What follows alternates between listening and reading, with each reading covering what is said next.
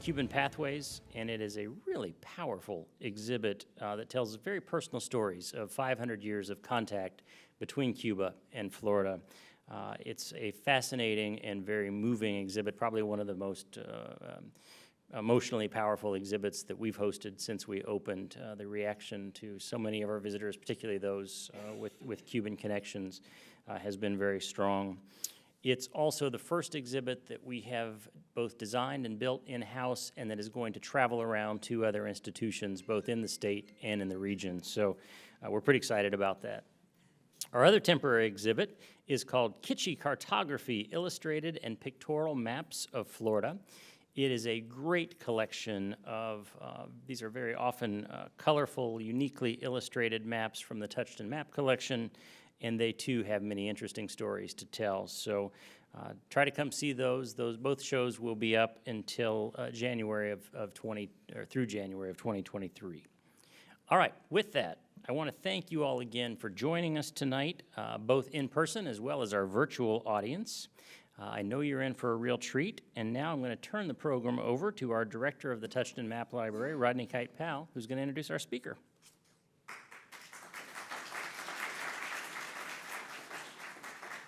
Thank you, CJ, and thank you all again for coming out this evening. It is absolutely my pleasure to introduce today's speaker. But before I do that, we are, of course, meeting here in person, but we also do have a virtual audience that's watching this live or taped. And for those who are watching virtually on Zoom or Facebook and doing so live, if you have any questions during the course of Dr. Moramino's lecture, please write those questions in the chat box, and we will address them at the end of the program, both with the folks that are here and for those questions that are coming online. So please feel free to ask any questions that you have about Dr. Moramino's lecture, and we'll make sure those questions get answered in due course. So again, my pleasure to introduce Dr. Gary Mormino as today's Duckwall lecturer. He is the Frankie Duckwall Professor of History Emeritus at USF St. Pete. He's also a scholar in residence for Florida Humanities, And he also, in 2015, received Florida Humanities Lifetime Achievement Award. And what Gary, I guess, didn't get is you're supposed to stop doing things at that point because you've already done your lifetime's work. But he has not done that, and nor will he do that. So he continues to teach, continues to write, and the most recent publication, which we were going to hear about today, is Dreams in the New Century. Not exactly a book that gives you really great high hopes for Florida, but I think we've lived through quite a bit in Florida through our history, the booms and the busts, and the booms again. And so we will hear about the most recent term of boom bust with Dr. Mormino. So welcome, Dr. Gary Mormino.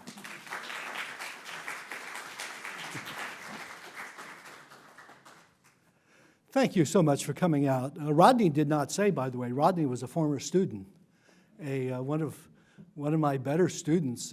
So it's always good to. That's one of the great things about teaching is to see your students succeed. Now he hasn't succeeded beyond me, but he's on a trajectory. He's on a trajectory there. So please know how moved I am that you came out, battled the traffic, came here. Writing is a lonely business. I mean, it is a lonely enterprise, and you often think, will I ever finish this book? And this took me a decade to write. Now, I'm expecting the critics to say you took about 9 years too long. It would have been a better book at 200 pages than 540 pages. But what a decade. I mean, first of all, we all experienced this. That decade between January 1st, 2000 and December 31st, 2010. And I realize that's not a decade. That's 11 years, but it seems like a decade. I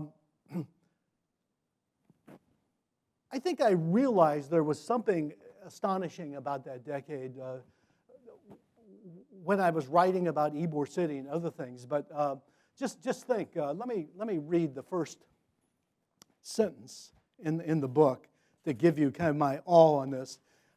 It begins, any oracle divining the events that whiplashed Florida in the first decade of the 21st century, would have been pummeled by citrus greening infected oranges and foreclosure signs.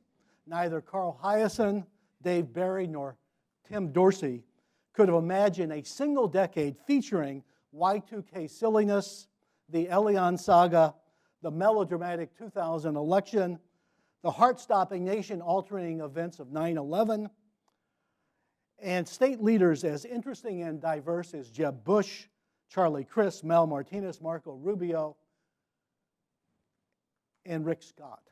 A series of technological revolutions that hooked the young and confused the old, the cratering of the printed newspaper industry, and a death spiral for the citrus industry. And ending in a death spiral we called the Great Recession. I mean, that's a lot in one decade. The writing of decades is a treacherous business. Not all decades fit neatly in, for instance, the 1920s does. In fact, the 1920s and the decade I'm approaching are perfect in that they begin with a period of prosperity and they end in a bust. And by 2011, it's as if nothing had happened. But the 1950s, we think of the 1950s in some ways ended with Kennedy's assassination in 1963. The 60s probably ended in 1973. So it's also risky. There's a line, I think it was the publisher of the Washington Post said, newspapers are the first draft of history. And in many ways, that's my single biggest source. I probably read about a dozen Florida newspapers every day from the 1980s, but also up until that time. And I don't recall until about 2011 that I ever heard the word paywall. And by the end of the decade, it was almost impossible to get newspapers online anymore. So I have a PowerPoint, the future. So what happened in a brief period up to make the events 2000 to 2010 possible? So imagine I'm a prophet coming to town with the circus, and I'm going to tell the future. Which of the following predictions would have been the zaniest, the dumbest idea you had heard? So let's say it's 1942, it could be 1922. So is it surviving an August evening without sweating or swatting? The idea of air conditioning for the masses just seemed insane. You know, in Tampa, you could go to the Tampa Theater, there'd be the Moss Brothers, but no home had air conditioning in the 1930s and 1940s. A summer without swatting. DDT was the miracle pesticide, although Rachel Carson called it the elixir of death. It was one of those ideas that seemed like such a great idea. In fact, after World War II, they used C-42 planes to dust and coat, and they would warn housewives, bring in your laundry. But it made possible year-round living in places like Sanibel and Captiva and other coastal communities. You would have been eaten alive by saltwater mosquitoes. That you could drive nonstop from Miami to Pensacola, although everyone knows there's no way you can drive nonstop through Orlando. But the interstate highway system is part of kind of the Sun Belt. That you'd be playing professional Major League Baseball inside an air-conditioned dome in St. Petersburg. Are you kidding me? Ice hockey in Florida? Now, come on, that is really dumb. Ice hockey in Florida.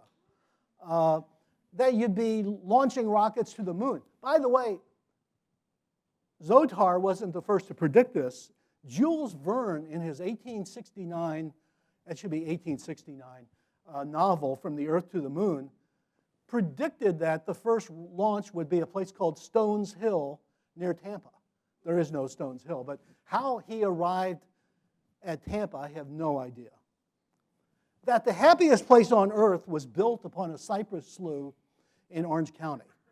And you might notice the footnote. In 2023, Orange County was renamed DeSantis County, although he was our first Italian-American governor.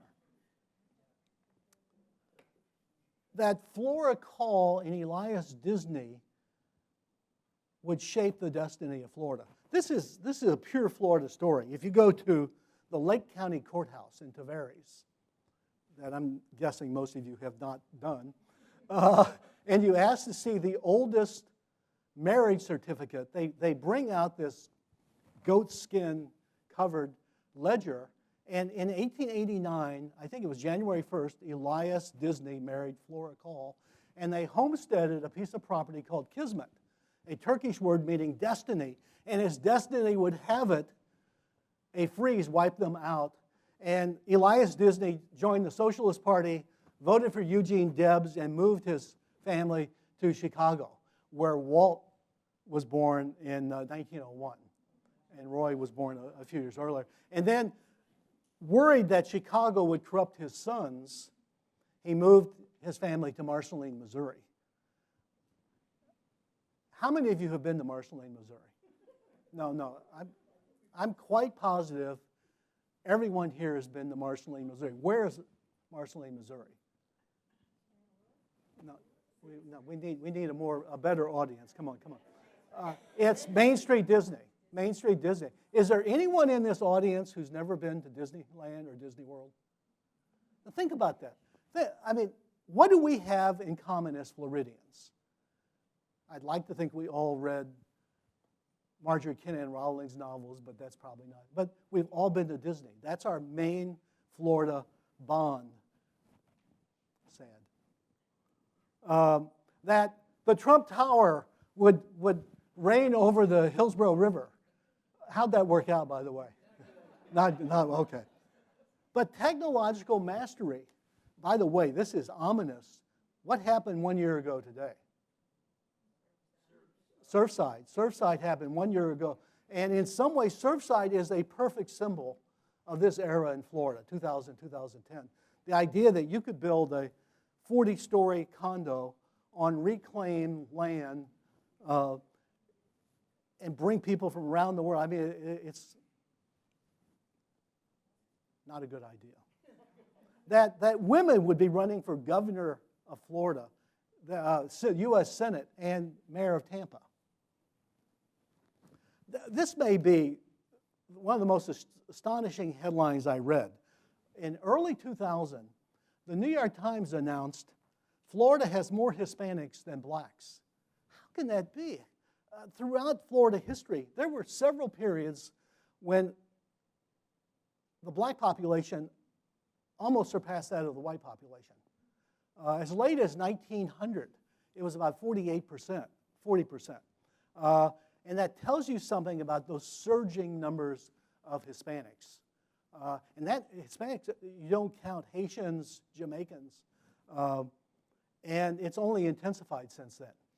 There's only one, since 2000, only one county in Florida is, of the major counties, is not majority-minority county, and that's Duval, largely because Jacksonville never attracted many immigrants. This may be the craziest of all, that the Seminole tribe, impoverished for most of their history, being reduced to airboat rides and gewgaws, would be the wealthiest cohort in Florida. And this man, James Billy, is singularly responsible. Many people argue he's the single most powerful Indian leader in modern American history. In fact, he has big prints here. If you remember when they were remodeling downtown Tampa, what was the name of the project? 1980. Yes. And federal law required that they do archaeological digs, and they discovered two Seminole skeletons. And James Billy, the head of the tribe, came and said, if you'll give me a plot of land, I'll build a Seminole Cultural Center. And they gave him a plot of land near Orient Road. And the next day he opens a tax-free cigarette shop. But that's the origins of Hard Rock Cafe. That was such an interesting period, 12/31/99. First of all, you had the debate. I'm not sure you were terribly interested in that debate, but was 12/31, was January 1st, 2000 really the beginning of the millennium? People who know calendars, the history of calendars, would argue it should have been January 1st, 2001. What happened when they converted the old Roman calendar to the Christian calendar? Dionysius the Diminutive, a monk, began the first year as year one, since the Roman calendar never had a zero. And so the millennium should have, but nonetheless, we partied, who cares? And those are very valuable newspaper headlines. Fascinating to look. I think I read every January 1st newspaper to see the name of the firstborn child in counties, and you could see the impact of Hispanics, Asians, et cetera, by that. But just what people were doing. And also that newspapers, you could still get paper newspapers in those days. In fact, newspapers until 2005-06 were making money over the handful. As late as, I think, the 1960s, Hillsborough County and Pinellas County, I think, had 5 daily newspapers. We're down to 1 today. The biggest Y2K blowouts, and remember there was the fear that computers couldn't register 1100, and they were going to be spewing out money, and prison doors were going to unlock, and instead we just had a good party.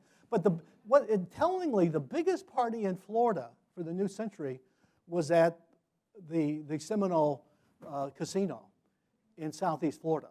I mean, think of this. 100 years earlier, there were bonuses for scalps of Seminoles. And Mar-a-Lago was second behind. Mar-a-Lago had the most expensive ticket. I think it was $1,200. And all the newspapers in 2000, when they would mention Donald Trump, would mention a wannabe presidential candidate. Of course, as a Democrat, and he was even touting a prospective running mate of Oprah Winfrey. Seriously. I'm not sure anyone asked Oprah about this, but, oh no.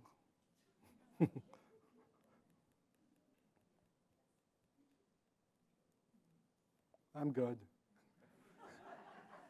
Let me have a vote of confidence. No. Okay, we're good. So a census in Florida in 2000. So 16 million residents, up from 13 million. But let's put this in perspective. In 1942, Florida was the smallest state in the American South. Smaller population than South Carolina or Arkansas. To put it in perspective, I believe New York had 7 million people at that time. Florida had 1 million persons. That's 1920. Florida had 1.9 million in 1940. But it was still the smallest state. We are today the 3rd largest state. We passed New York in 2014. That was seemingly impossible for a state that was historically too hot, too humid, too disconnected, too distant. 4th in 2000, 51% female. That's logical given so many senior citizens, women outliving men. Astonishingly, almost 18%, almost 1 in 5 residents, 65 and older. This is like a Twilight Zone turned upside down, a gerontopolis. Historically, no society in history had ever experienced those kinds of disparities. That you would have, in some counties, such as Citrus, Pasco, you would have 3 times as many senior citizens as you had children. Well, historically, you had 10 times as many children as you had senior citizens. But because of statin drugs, because of penicillin, better diets, better air, we have this remarkable, I find studying seniors in Florida endlessly fascinating now that I've been one for some time. Look at that. More Floridians aged 75 to 84 than under the age of 5. That's impossible. It really is. About 15% African American. That's not because African Americans were leaving. In fact, you also have an in-migration of African Americans. It's simply the white and Hispanic transplants are so much greater. That's where, if it were simply natural increase, Florida would be growing very slowly. In fact, it's one of the lowest states. Almost 17% Hispanic or Latino. That's dramatic. Asian population, 1.7%, but fast growing. Interestingly, in 2000, if there was a word to describe the American mood or the Florida move, it's a word you don't hear much today, confidence. A random poll. How many of you are confident about the future of Florida? Raise your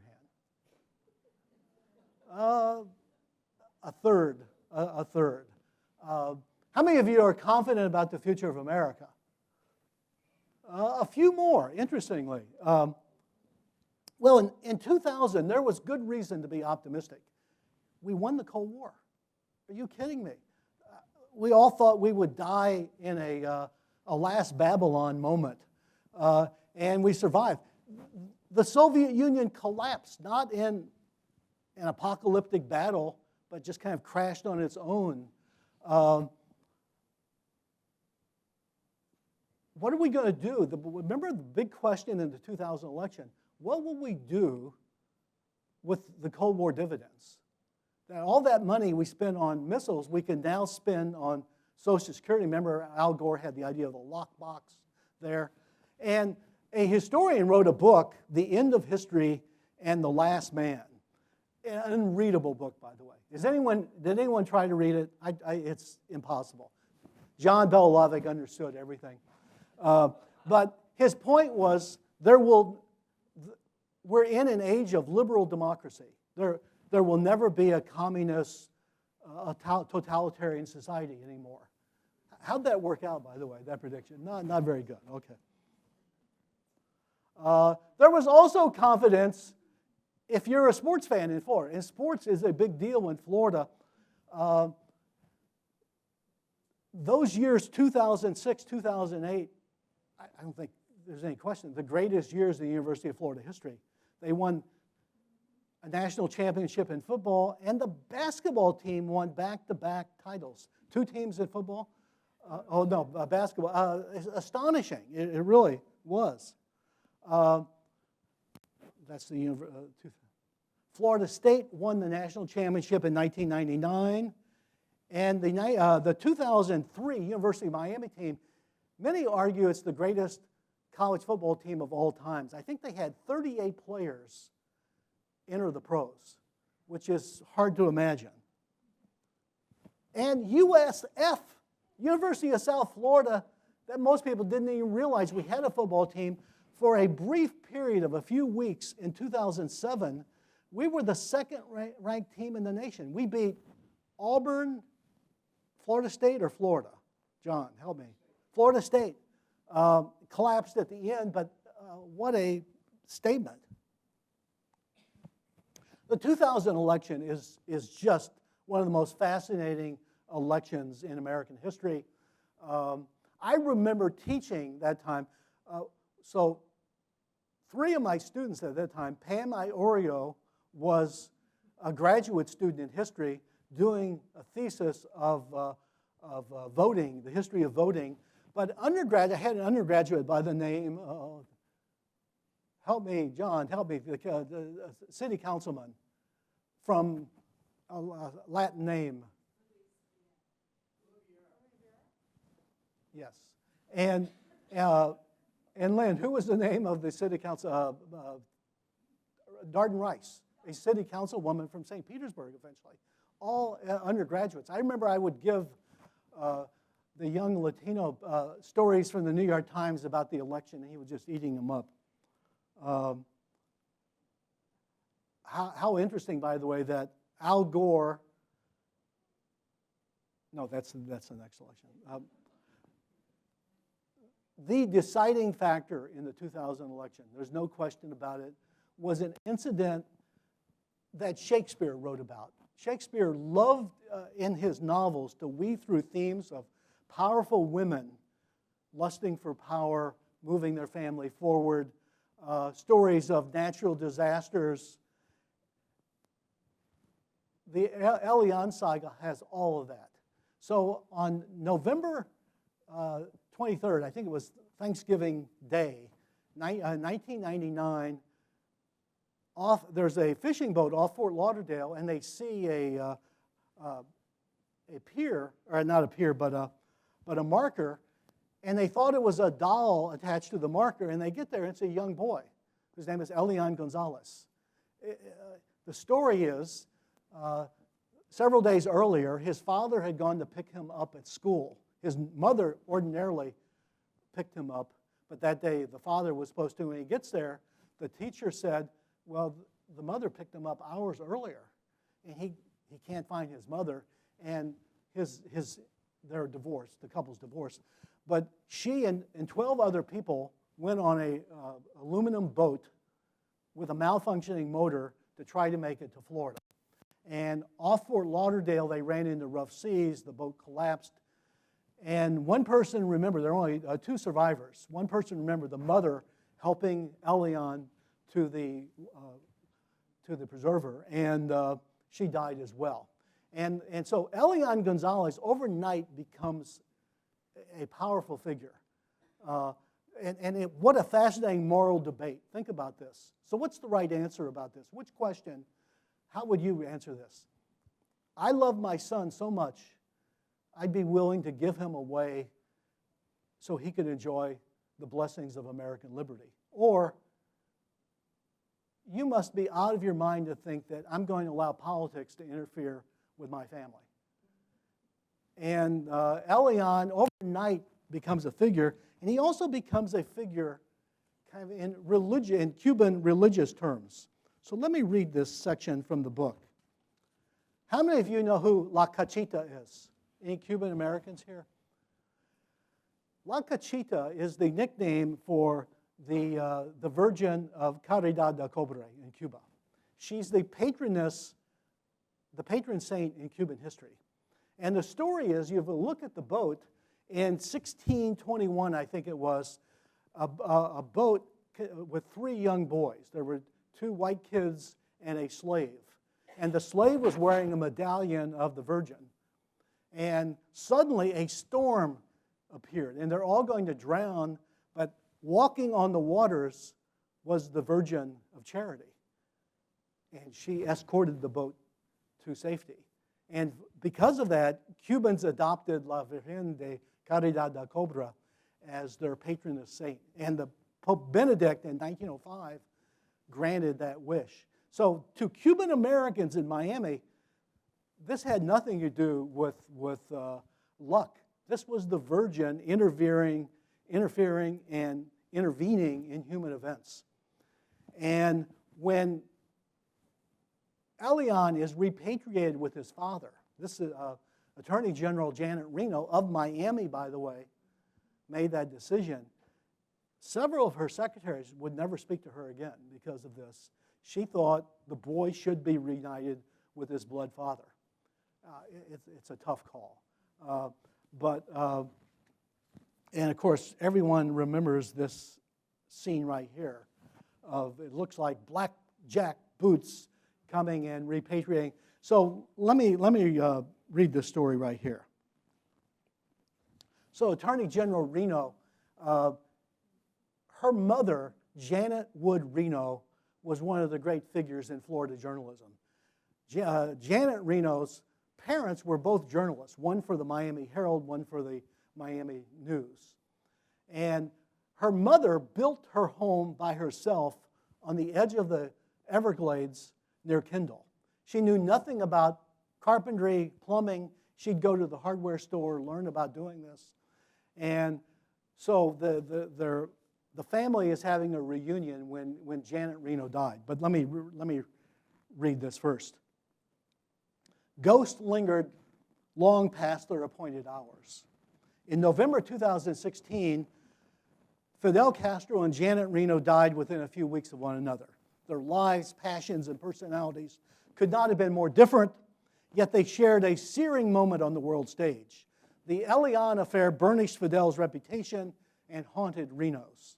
Yet she never regretted her decision to repatriate the young boy to his native land. And you may recall, Janet Reno entered the 2002 race for governor.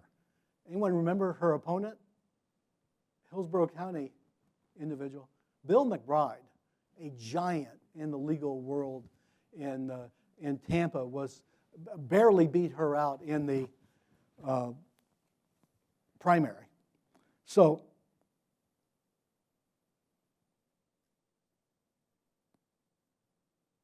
at Janet Reno's funeral, Maggie Chala, who died a few months ago, answered the telephone at the Reno household. Maggie was Janet Reno's sister.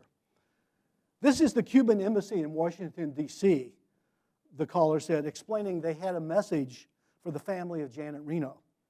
Quote, the message read, quote, the family of Elian Gonzalez would like to convey their love and gratitude for sending their boy home. Touching story, to say the least.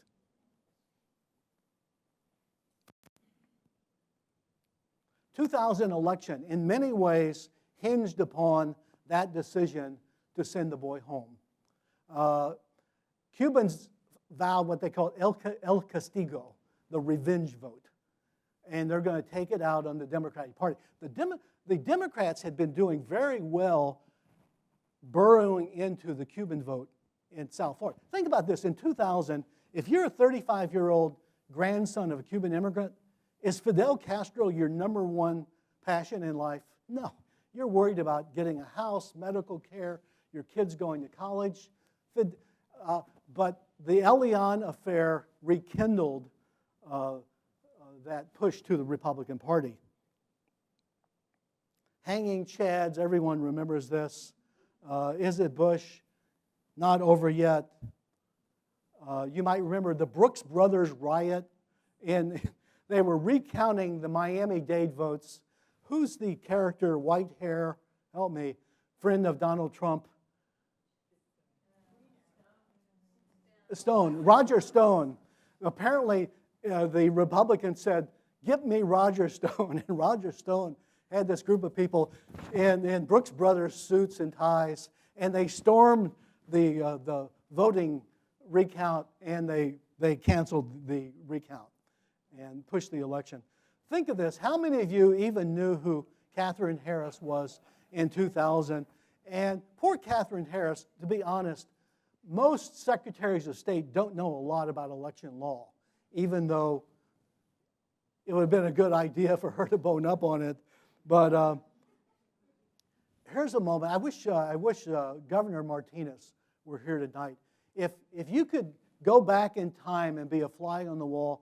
So in 2001, at the Colony Beach and Tennis Resort on Longboat Key, how many of you ever there?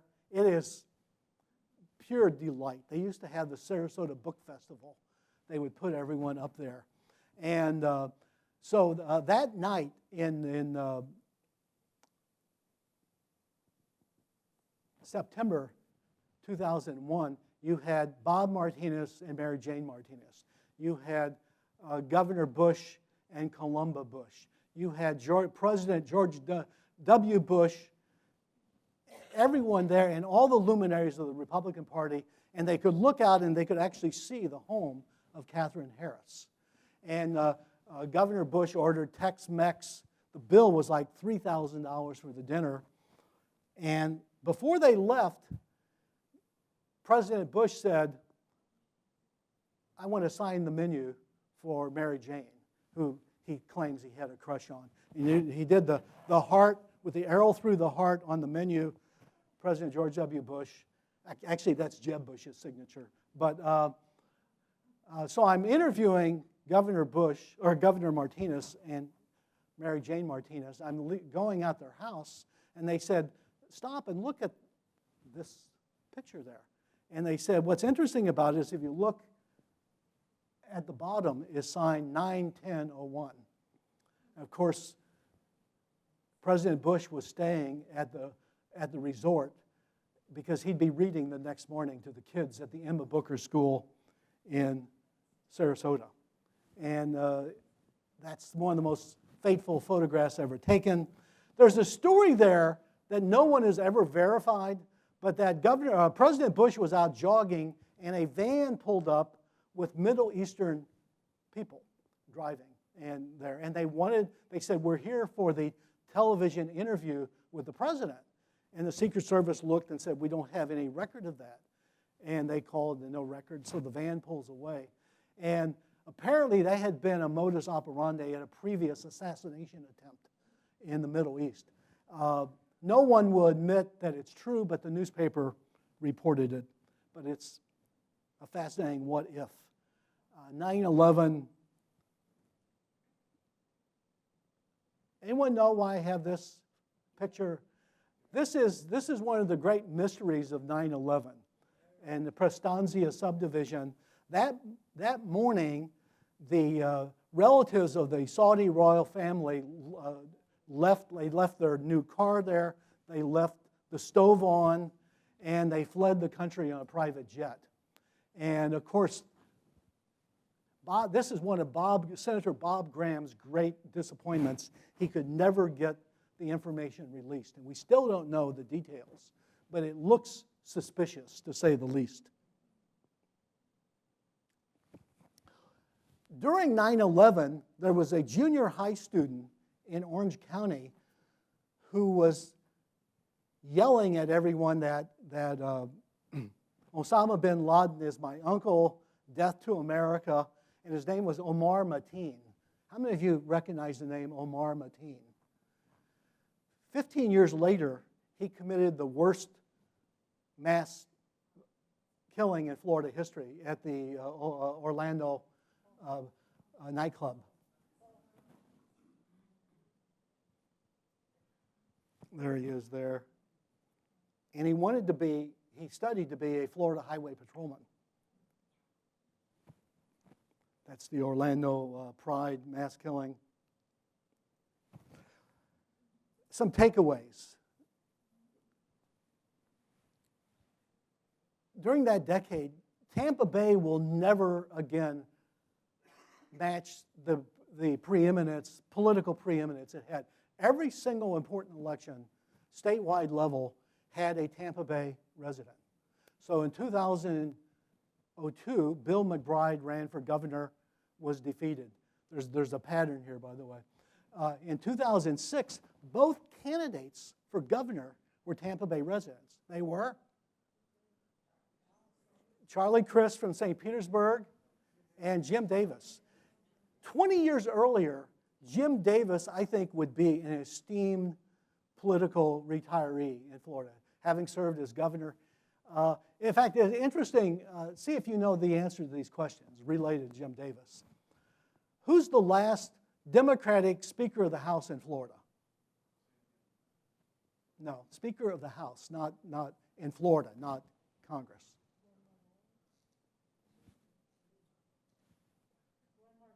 No, Peter Rudy Wallace of St. Petersburg. Who's the last president of the Florida Senate? This is not Gwen Margolis, no one would get that.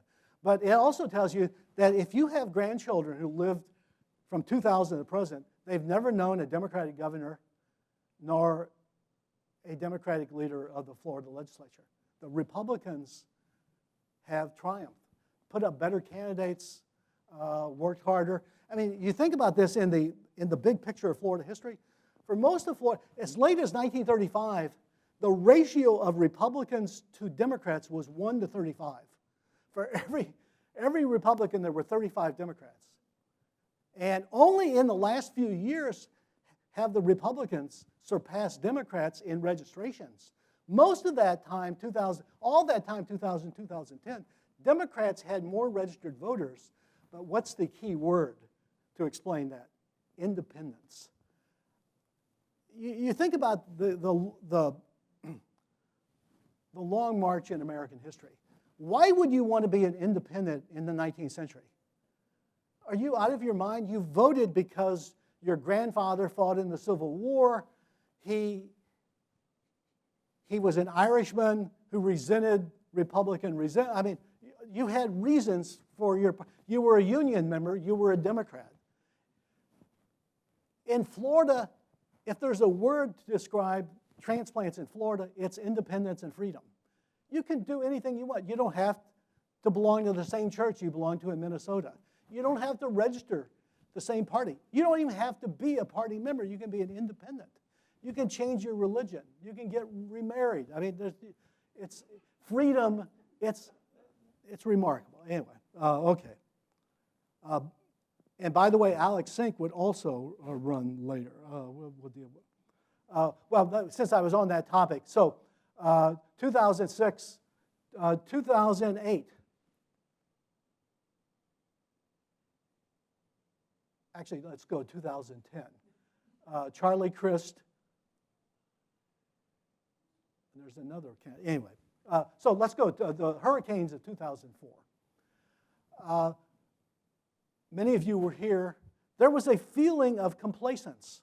There had not been a major hurricane since Donna, other than Hurricane Andrew, in like 30 years. So people were getting tired of hurricane warnings. They all seemed to be crying wolf. And in 6 weeks, we had 4 major hurricanes. This is about the only place in Florida I could give this talk and say, we pretty much escaped them all. Although Charlie came perilously close. It veered at the last minute and hit Punta Gorda. The damage was extraordinary. The headline. By the way, go back a second, since newspapers. 9/11 was the last great newspaper moment when everyone wanted a copy of that headline. But you also realized on 9/11, you didn't want to find out in the morning newspaper what happened last night. You wanted to find out what happened 5 minutes ago. And there were several channels, CNN most notably, that were 24/7 ready and prime for disasters like 9/11. Newspapers were still making money. If you wanted to see what was on sale at Publix, wanted to buy a used car, wanted to get a job, buy a house, you still looked at the want ads. Your children probably wouldn't know what the classified ads were. Newspapers also became a casualty of this decade. Gotta love the cartoons of the hurricanes.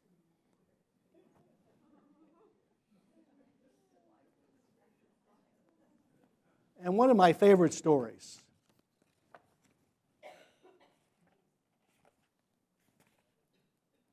Looking for optimism among disaster.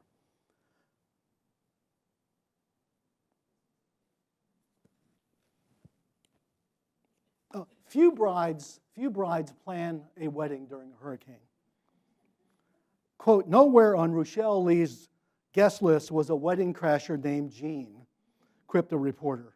The teacher's wedding reception was to be held at the most beautiful building in Henry County, the Clewiston Inn. How many of you have been to the Clewiston Inn? Oh, you missed some. I mean, it's still there, but it doesn't have the grandeur. And the tavern at the hotel is the best in Florida. Built in 1938 by and for the U.S. Sugar Corporation, the august structure had begun to decline, but in September 2004, it still whispered elegance. Ms. Lee had prepared for this special moment for months, crafting hundreds of jars of guava jelly for guests. How many of you brides out there made guava jelly for guests? A Glades dune buggy awaited the new bride and groom, as did Hurricane Jean. I also have a couple paragraphs on children born 9 months after the hurricanes. One person said, we were always working our job and we kept bumping into one another. The lights were out. Think about that. Some warm wine, theme from a summer place. Tell me that's not romance. So in 2004, everyone assumed George W. Bush was going to lose the 2004 election. The economy was beginning to tank. The war in Iraq was going terribly.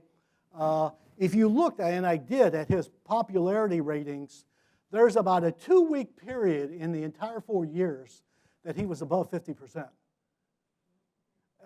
And that was during the election.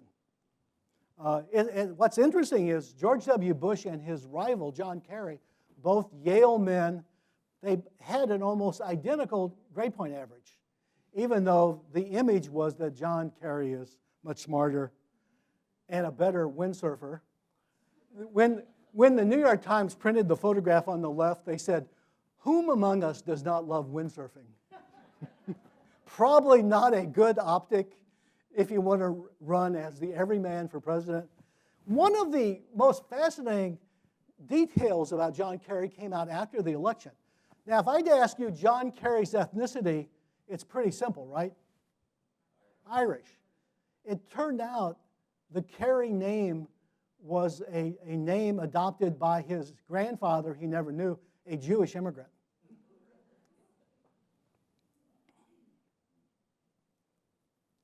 Bush wins the election. It's a fascinating election, by the way. So if I would ask you, what's significant about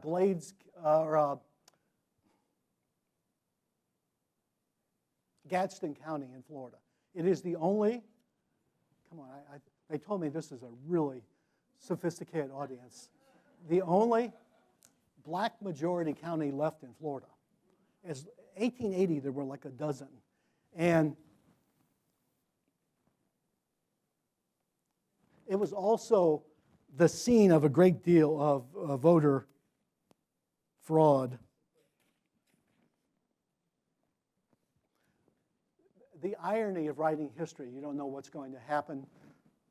So running the gauntlet of voter registration was one challenge for minorities. Ensuring your vote was quite another. Gadsden County was the new poster child of election dysfunction. A dashing Andrew Gillum emerged as someone to watch. Yeah, but for a very different reason.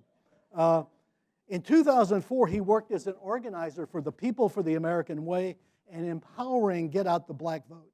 Gillum, who was elected city commissioner of Tallahassee at age 23, explained, "It's no longer as simple as saying, you're of age, you're a citizen, you're eligible to vote." And I assume everyone knows what happened to Andrew a few nights ago. The 2004 election, rarely in politics is the down ballot a more interesting election than the Kerry-Bush election. Was as exciting as you can get, but the down ballot featured Betty Castor versus Mel Martinez. But the real person on the ballot was Samuel Aryan. If you'll remember, most of you probably don't. Samuel Aryan was a USF engineering professor, Palestinian. After 9/11, he was arrested by the FBI claiming he was funneling money to families of suicide bombers. I think it's going to be decades before we know the truth, whether he was more sinned against or sinning against. But ex-president of USF, Betty Castor, who had an amazing career. How many of you were here in 1973? You may remember in 1973, she's a county commissioner, first female county commissioner, Hillsborough County. And she goes to a luncheon for the county commission in the University Club downtown, and a waitress comes up and says, "I'm sorry, only waitresses are allowed here, not women." This was true when I arrived a few years later, and of course Betty Castor overturned it. As a young woman, she taught in Ghana. She led the first all-female climbing of Mount Kilimanjaro. Just an amazing. She taught grade school in Liberty City, a dream candidate, but was facing a dreamier candidate. Mel Martinez is out of Central Canada. Oh, where did my... Oh, Melquiades Rafael Martinez. Well, first of all, what a dream background. First of all, what a traumatic childhood. So getting back to what do you do if you're a Cuban mother? What if the Catholic Church, the Catholic Diocese of Miami says, we can accept your sons or daughters, but you can't come. And this was what was called Operation Pedro Pan, Operation Peter Pan. 12,500 Cuban children came to America, and his greatest break was he was sent to Orlando rather than Miami. In Orlando, he had to get along with everyone, whereas in Miami, he would have been among the Cubans. Everyone loved Mel, good-looking guy, articulate, smart, is Orange County administrator, and in 2004, they need someone really good to run against Betty Castor, and Mel Martinez is the person. It's a dirty race. It all involves. Betty Castor had no pick to unlock the Samuel Aryan affair. She barely loses the election. There's a touching moment at the end of the election, an unscripted moment I call when Mel met Michael. So Michael Moore, everyone know Michael Moore. I think we would all agree, an impassioned filmmaker, not exactly neutral, very leftist. Fahrenheit 9/11, and he meets Mel Martinez after a really rough election. And they meet at the Orlando Executive Airport. And Michael Moore says to Mel, I know it's been an ugly race, but isn't this a great country that we can disagree? And Mel Martinez says, this is a great country. Good luck tomorrow. What's the likelihood of that scene happening today? I mean, something else that vanished in that decade was civility, I think. I just can't imagine that kind of conversation happening. Mel Martinez would also be the central figure that caused the greatest political disturbance, which I may or may not get to.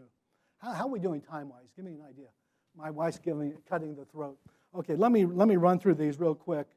Well, one of the takeaways of this period is Florida essentially turned red, almost entirely. Think about this. We have one statewide elected official today, Nikki Fried, the Commissioner of Agriculture, of all things, is a Republican.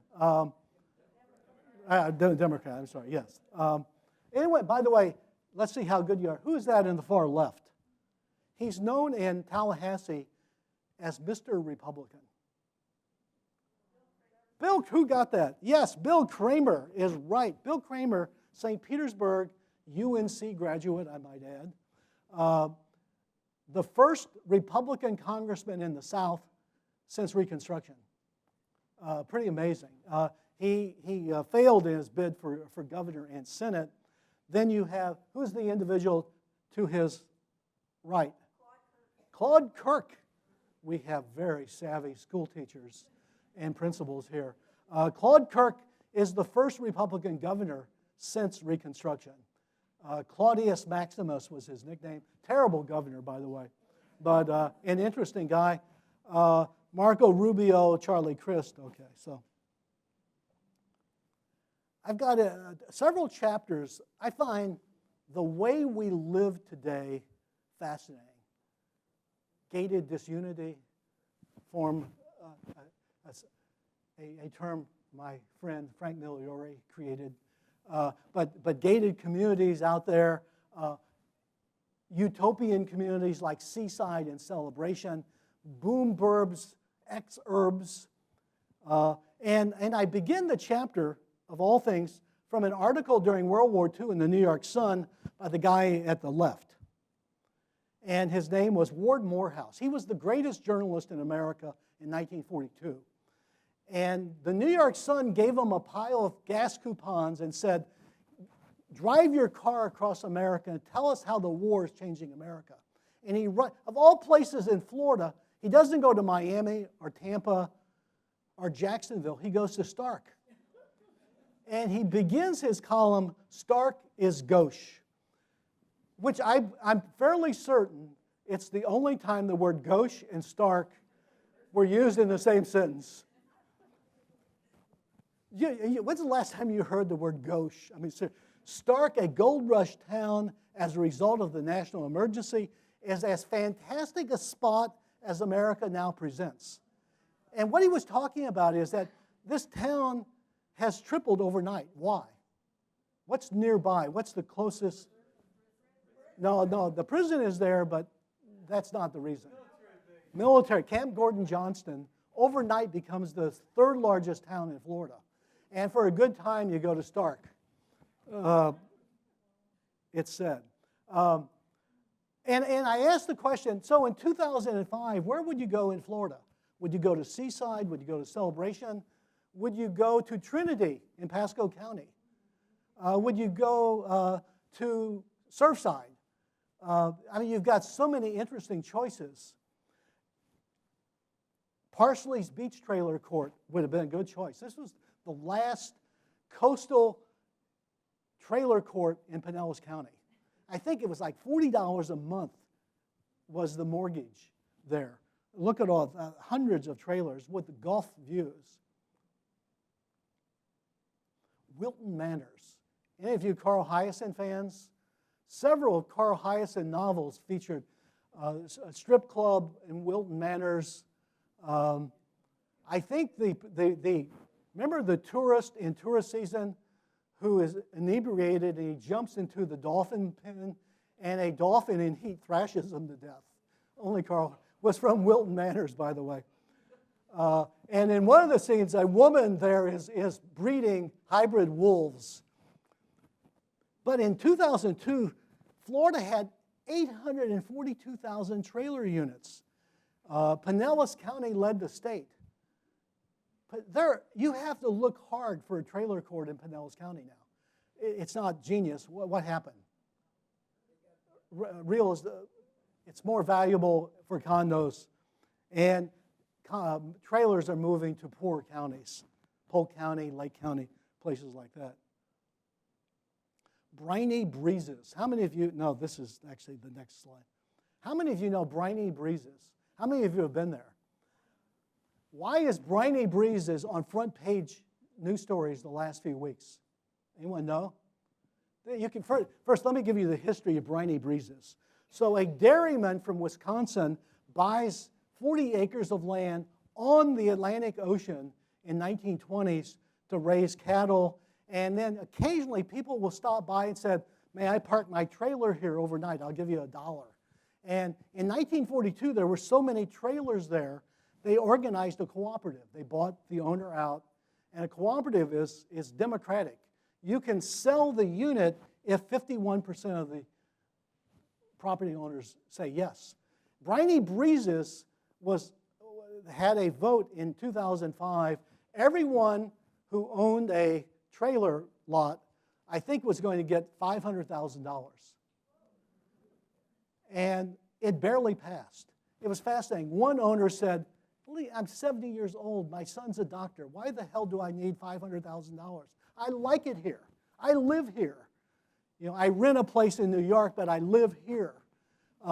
Lately, though, apparently, every owner there is facing severe upgrades in plumbing, etc., $100,000 a unit. The latest is Donald Trump and friends will buy the property. A trailer court will be the site of the Trump Presidential Library. I'm serious, by the way. That's not a one-liner. I'm serious. Look it up. Look it up. Well, here's I put this in today. This is, surely you believe I'm not smart enough to create this. And I think that's pretty evident. Look at, these are some scenes of urban living in Florida. And I'm going to cut, let me end here. So in 2006, I'm in my office in St. Petersburg, and a guy called and said, I couldn't even remember what magazine he was writing for, but could I talk to you about the crisis, financial crisis in Florida? We talked. He said, I need a metaphor for my story. Give me a metaphor for the financial mess in Florida. I said, well, in many ways, it's like a Ponzi state. That as long as 1,000 people arrive daily, Florida booms. It zooms along, no problems. As soon as the faucet is cut off, we're in desperation mode. And that's exact. And so I find out later the writer, Lynn, his name, George Packer. George Packer, one of the biggest writers for New Yorker magazine, and he called the title The Ponzi State. He did give me credit, by the way. And Chambers of Commerce loved me for this, by the way. Okay. Nerd questions of the night. This is like bingo. So what's the right answer? What coastal community south of St. Petersburg has the largest population? Bradenton, Sarasota, Fort Myers, or Naples, or none of the above? None of the above is the answer. The answer is Cape Coral. By the way, Cape Coral has the combined population of 3 of those cities. Cape Coral is like 250,000 people now. I mean, it's amazing. Sarasota is not even the biggest city in Sarasota County. Northport is. This is harder. What's the largest city on Florida's east coast between Jacksonville and Fort Lauderdale? West Palm Beach, Stewart, Daytona Beach, or none of the above? None of the above. What's the answer? Port St. Lucie. Port St. Lucie. Seriously. Where the St. Louis Cardinals went after they left St. Petersburg spring training. 205,000. And Port St. Lucie has 223,000 people. So its nickname is Port St. Lousy, but that's cruel.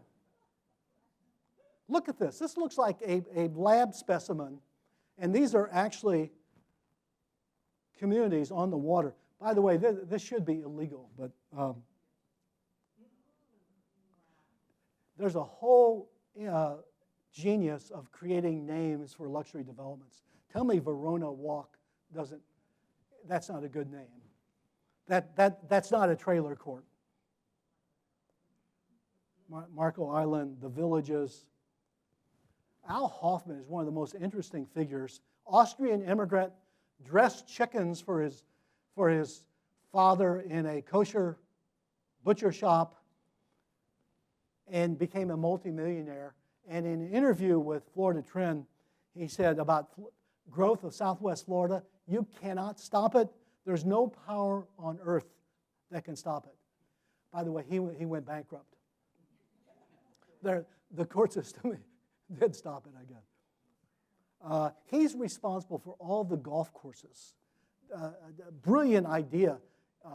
Golf, you had Tiger Woods in the early decade. Seniors retiring at age 62 saying, I'll play golf till I'm 80. By the way, golf has actually taken a giant dive now. Tiger's no longer playing. It's harder to play at 75 than 62. Stand Your Ground passed during this time period. I'll end right here. This is one of the greatest Florida films. It begins with 3 golfers with very pronounced New York accents. And one of them is saying, we created this out of wilderness. And one of the guys says, a golf course? He said, no, the Florida Dream. So I'm to take questions from the Zoom audience first. Fire away. Actually, I think we can do questions from the audience here. Okay. And so if anybody has a question, please let me know. I'll bring Or this rebuttals. microphone. Rebuttals Exactly. would If you also disagree with Dr. Mormino, now's your time. Yep. You mentioned that Betty Castor got asked to leave the Yes. University Club in 1973. How long was it before women were actually allowed in the University Club? Do you remember? A year or two later. What happened is that Calvin Trillin of New Yorker magazine heard about this and did a feature article on Tampa. And to say the least, this was not a flattering article on the business community. I should add that Rodney and I think John, we used to go to the University Club with Leland Hawes for lunch, which was treasured moments in time. Any other questions? Where does it all end? That no fortune teller can tell. I'm concerned about the future of Florida, and I'm an optimist. I really am. Came across a great quote this morning, an old Amish saying, I will pass this place only once in life, and you better make it a better place than you leave it. Could anyone say that about Florida? Are we leaving our grandchildren a better place? More buildings, more high-rises, quite clearly. Would anyone disagree with me if I would say the number one issue today, it's not even close, is climate change, the environment, global warming. Here's a state with 2,000 miles of coastal land where a 6-inch rise in sea level can be calamitous. I mean, Surfside collapsed and without global. In fact, what's telling about this? So in Miami-Dade last year, what was the hottest piece of real estate property? Not anything on the water. Little Haiti, the poorest neighborhood, part of Liberty City, poorest neighborhood. Why was it so coveted by businessmen? It's also the highest property in Miami-Dade. Business is now looking at this as something to contend with. Would anyone deny what I just said about the most imminent crisis? And it doesn't seem like we've done anything about this. Governor DeSantis actually started out, I mean, if you remember his predecessor, Rick Scott, would not allow the words climate change to be used around him. Now, that's really responsible. I mean, are you kidding me? And DeSantis started out there, but it's a crisis that it seems like we're, sand in our faces. Follow up.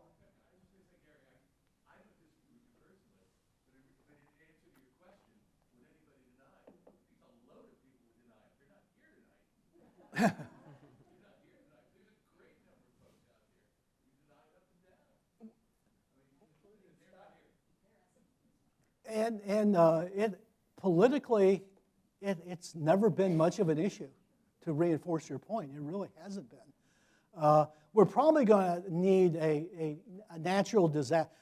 The word natural disaster is also a curious word. So if Hurricane Charlie had veered into Tampa Bay, it would have been the most destructive hurricane in American history in terms of property damage.